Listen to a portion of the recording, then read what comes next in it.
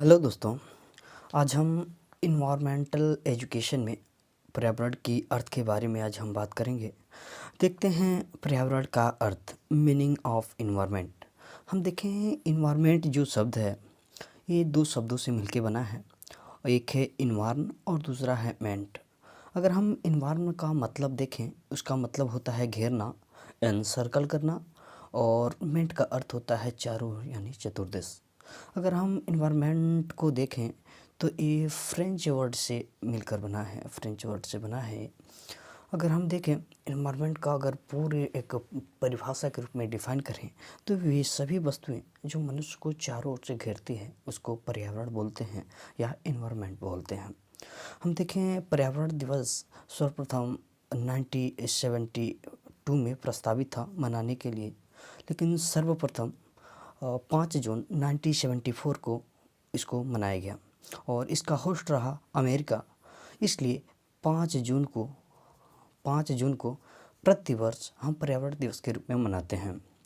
अगर हम विद्वानों की उसके मत को देखें, उनके कोटेशन को देखें, तो हम देखते हैं अंश टैसी के मत को, और व्यक्ति के वंशानुक्रम के अतिरिक्त वह सब कुछ पर्यावरण माना जाता है जो उसको प्रभावित करता है। वह अनसर्टेंसी की मानना था। अगर इनकी कोटेशन को हम इंग्लिश में देखें, इनका मानना है the environmental is everything that affect the individual except the genes. ये अनसर्टेंसी का मानना था।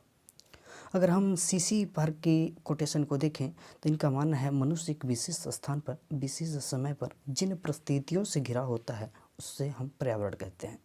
अगर इनके कोटेशन को हम इंग्लिश में देखें तो environmental refers to the sum total of conditions which surround man at a given point at space and time.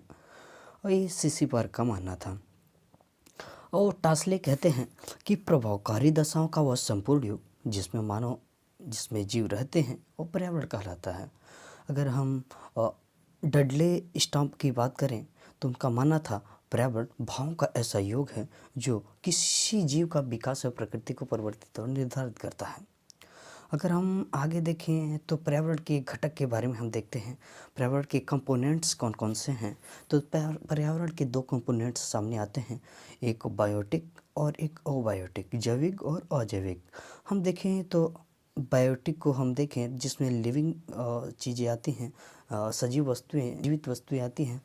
ये 3 प्रकार के होते हैं। एक प्रोड्यूसर होता है जिसे उत्पादक बोलते हैं, एक कंज्यूमर होता है जिसे उपभोक्ता बोलते हैं, और एक डिकम्पोजर होता है जिसे हम अपघटक बोलते हैं। हम देखेंगे पहला उपभोक्ता। उपभोक्ता जो स्वयं भोजन बनाते हैं, इससे अपने भोजन को बनाने में किसी अन्य थर्ड पार्टी का, सेकंड पार्टी का कोई ज़रूरत ना हो, वो हमारे होते हैं उत्पादक के रूप में। जैसे ग्रीन प्लांट, हम बोलेंगे हरे पौधे। अगर हम आगे देखें उपभोक्ता में, वे जो उत्पादक के तथा दूसरे जीव अपना आहार बनाते हों, इसमें भी 3 तरह के उपभोक्ता हम देखते हैं। अगर हम देखें तो पहला है प्राथमिक उपभोक्ता जिसे हम शाकाहारी बोलते हैं, जो घास, पत्तियाँ और सब्जियों पर निर्भर रहते हैं। तो द्वितीय देखें तो द्वितीय उपभोक्ता जिसे हम मांसाहारी बोलते हैं, जो मांस के लिए दूसरे जीवों पर आश्रित होते हैं, वो मांसाहारी।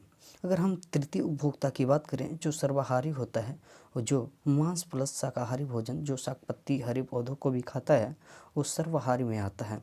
ये तृतीय उपभोक्ता के हैं।